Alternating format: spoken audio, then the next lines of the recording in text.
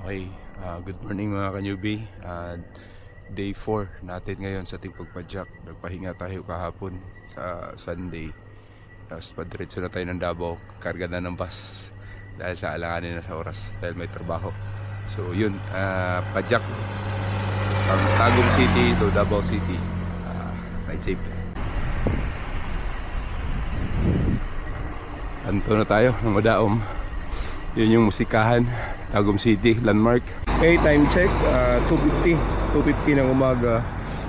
Dito tayo sa may boundary ng Tagum City and Carmen, Davao del Norte.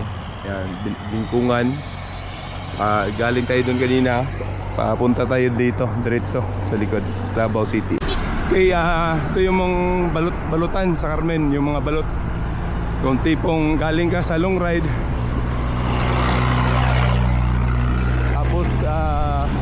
gutom ka, dito lang yun makikita.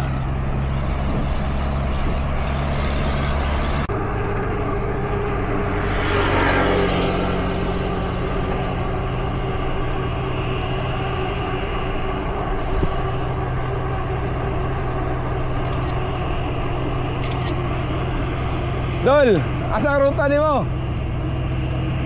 Balay. Asa ba, Carmen? Asuncion. Sino na ako?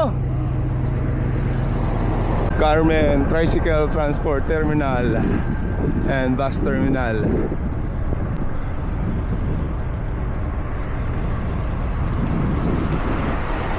Time check 3:17 ng umaga. Calabo City na tayo mga idol. Franco's Lechon Manok. Ito yung crossing ng Panabo City. Dito sa kaliwa yung papuntang Panabo Wharf. Sa gitna naman yung papuntang Davao City. And then sa kanan yung Santo Tomas. Okay, pa-attendance na tayo dito saglit. Picture. Panabo City landmark.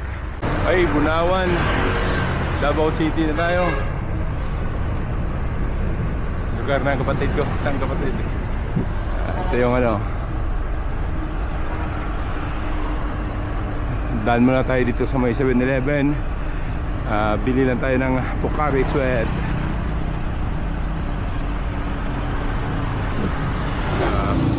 Tansig natin, nasa ano na tayo, 4.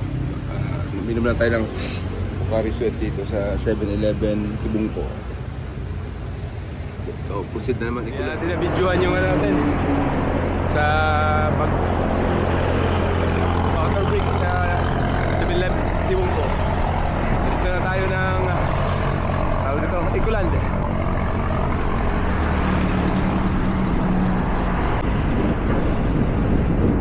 In CCC, Panakan, Davao City.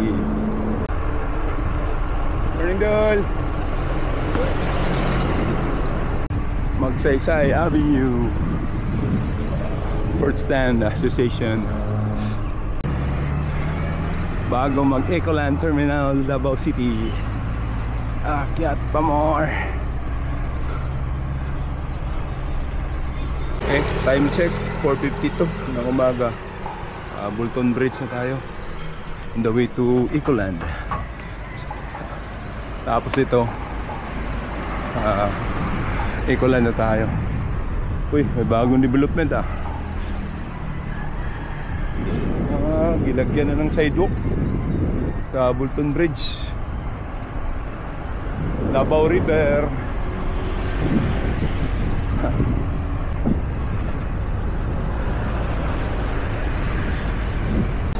Hi guys, dito na tayo sa Ecoland Terminal. Hanapin na natin yung pa-Jensen. Ito, ka-telefon. Basta lang tayo.